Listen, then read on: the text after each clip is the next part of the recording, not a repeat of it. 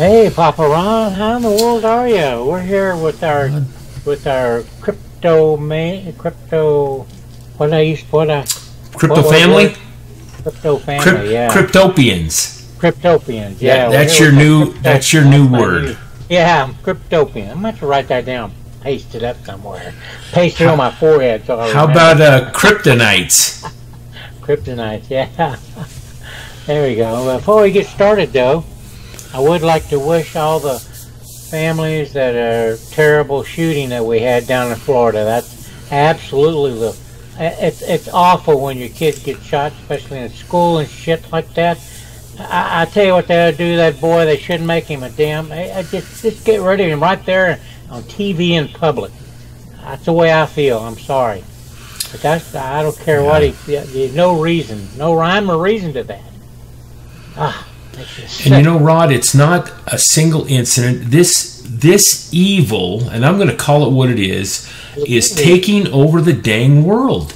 You know, you can't believe all the articles that are out there about incest and pedophilia and killings. People are killing their own kids and then their spouse. Wow.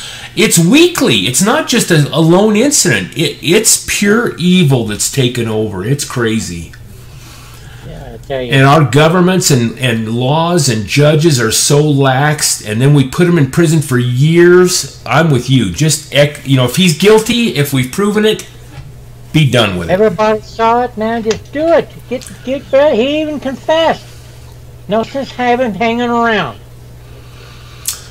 All right. Anyway, thank you. I'm sorry anyway for you folks. No, I think it was worthwhile bringing up. It's a mess. My heartfelt goes out to you. To lose your kid would be terrible.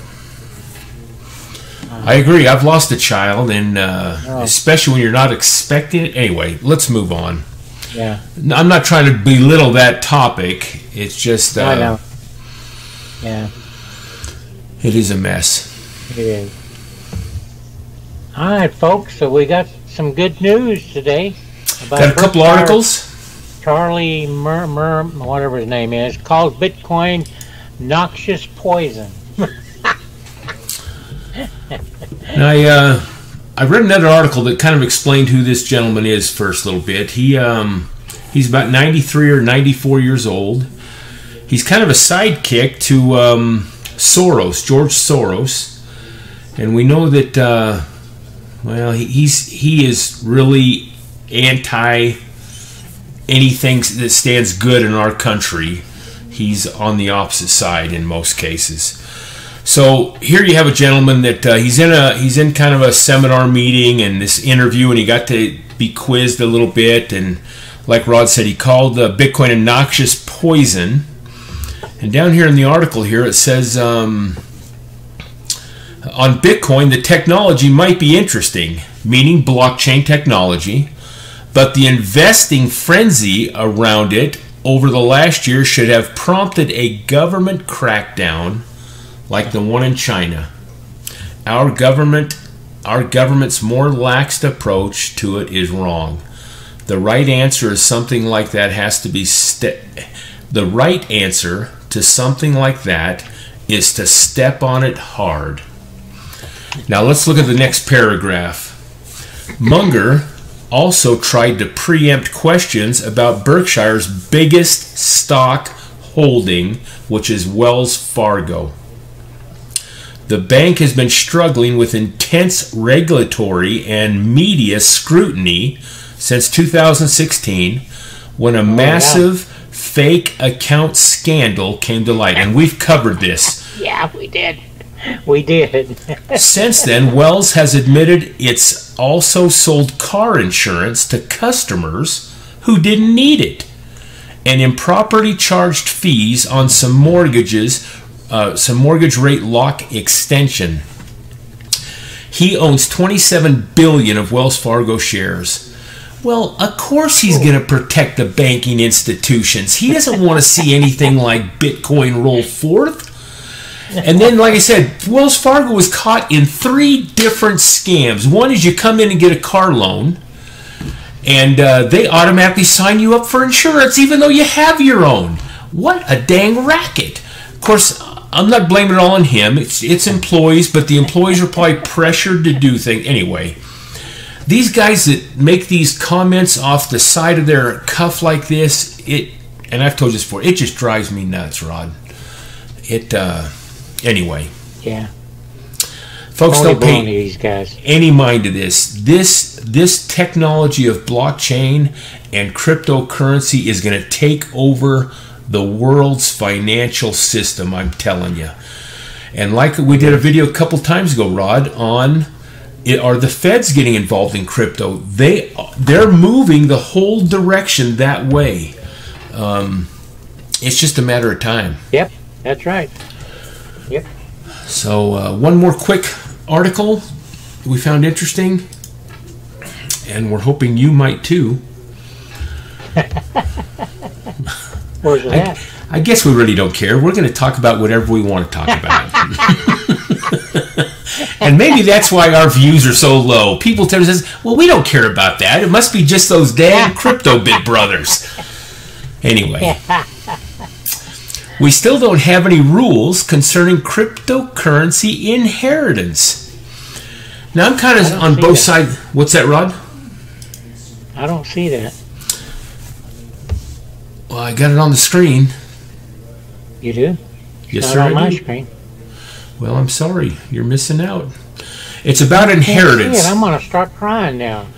And the article starts off with a gentleman where his son, who was 26-year-old, died, and he had been mining Bitcoin all this time.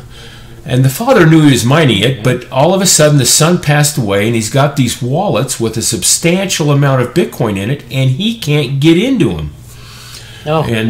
Even though it's transparent and on the blockchain and all, so you know they're kind of saying, hey, we need rules and regulations about inheritance and how all this operates. Well, so in his instance, I agree. There ought to be some kind of regulation for him to be able to. Shouldn't the boy have told his parents where they're at, how to get into the wallet? That's exactly my point at the end of this. I have every wallet, every exchange, every passphrase, every 12-word recovery. I have 2 of my kids out of my 7 know how to get into this stuff and know where it's at. That's just common sense, folks, that you have at least somebody, and not necessarily just your wife, because if you and your spouse are out and die in a car wreck, at least leave directions for these children or somebody how to get into this stuff, because there's no sense going to a probate court and having them take a huge chunk just to, and that's what these laws are all about. It's not to protect the survivors. The survivors, it's due to them anyway. And I have a daughter-in-law that's Japanese, and if a parent or grandparent dies, the inheritance goes automatically to the children. There's no courts there. It's theirs. That's who's next in line on this stuff. But we have all these executors of the wills and probate courts and all this stuff. Because the government wants to get into our pockets. They want their share, like they're entitled to it. Like all this money that's been accumulated has been taxed anyway. Now, maybe not that Bitcoin that was mined, because they're still struggling how to do this stuff on taxation. But if it's fiat dollars or property, it's all been taxed. So why does the government feel they're entitled to a portion anyway? Yeah. And we keep electing these bozos in that don't change these corrupt laws that hinder us as a population.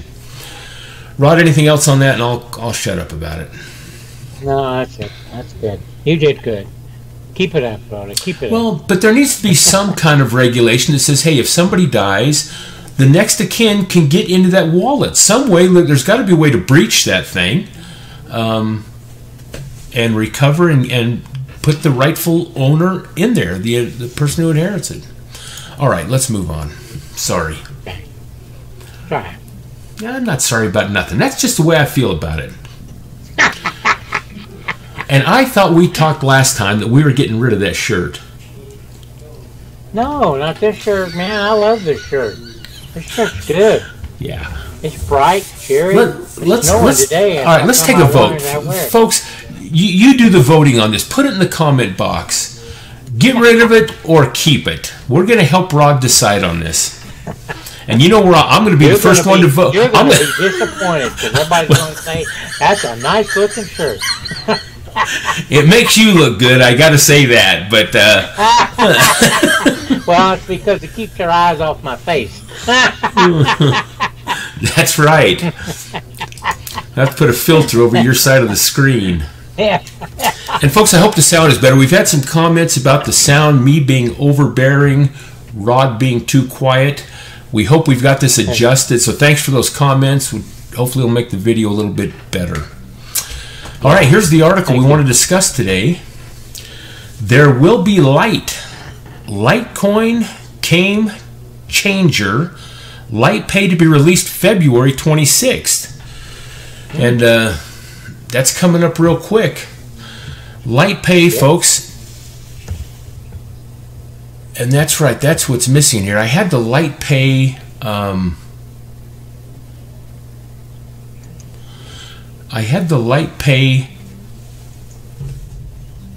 website. And folks, on there, if you go to it's LitePay, I think it's just .com. Isn't it, Rod? Will you check real quick, LitePay.com? But in there, they have a tab, Get Started, or I want to register. And if you just click that, what they're going to ask you for is your email address to keep you updated when the application for the LitePay card comes out. It's not out yet. So, but it's coming quick. And one of the reasons, matter of fact, the text or the tweet here that we saw says, we started because the people asked BitPay to accept LTC Litecoin. They wouldn't, so we took the challenge to move it up. And we already knew LitePay was in the works, but they moved it up to a much quicker time.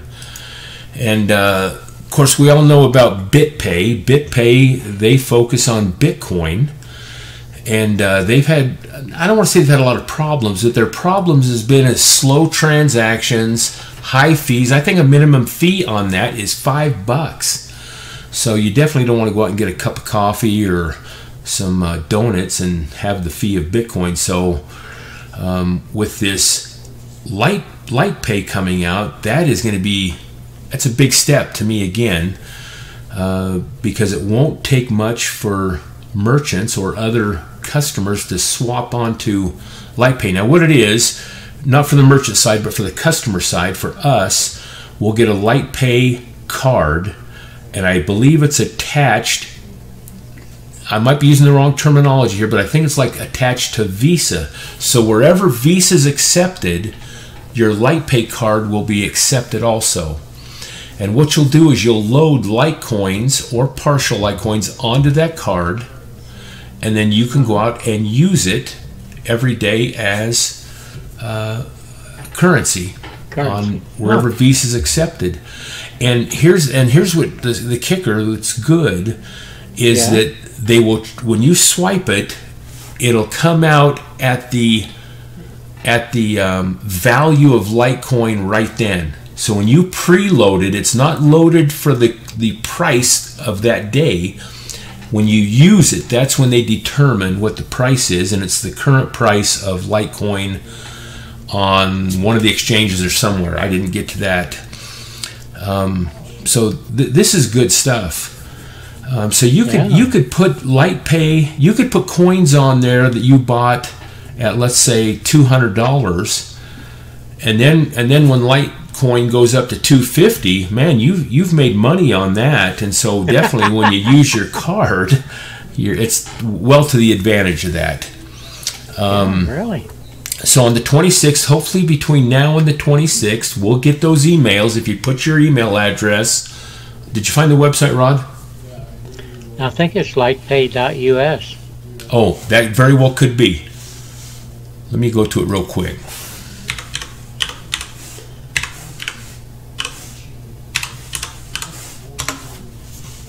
It is. Here it is, folks. Yes. lightpay.us, and right here, this get started or this sign up, if you click on that, it'll take you right in to put your email address, and they'll keep you abreast of what's going on. And hopefully it'll be an application. I think they're going to have, you're going to have to pay for the card. Now I know Coinbase had that card called, I can't remember the name, but Coinbase charged you $10 for the card, and then they ship a card out to you. And then, so you'll probably have to have some kind of price on the card, and then once you get it, you'll just load it from whatever wallet you have your Litecoin in, and it's probably just as safe on there, and you can use it. You can even use it in ATMs, Rod. So if you want to cash some of that out, go right to an ATM. The ATM's probably going to have a heftier fee on it, but LitePay, they always do, though. Yeah. But the transaction time will be so much quicker. The fees will be... Matter of fact, I think the fees are 1%. I don't think there's any fee, none, to go from your wallet to the LitePay card.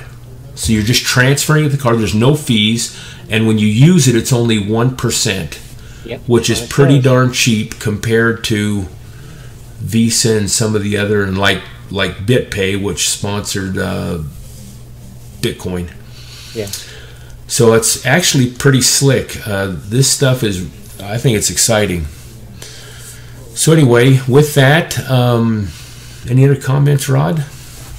No, I think it's going to be one of the upcoming things. This just goes to show you how cryptocurrency is really starting to get into the mainstream.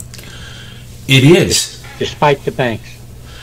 And we still have not seen any high percentage of influx of people come into this industry yet. It's still, the gates are still waiting to burst open, and it's going to be something else. Yeah. Well, folks, good luck. Get signed up for that if it interests you, if you're a Litecoin person. And thank you. Thank you very much. Thumbs up. And God bless.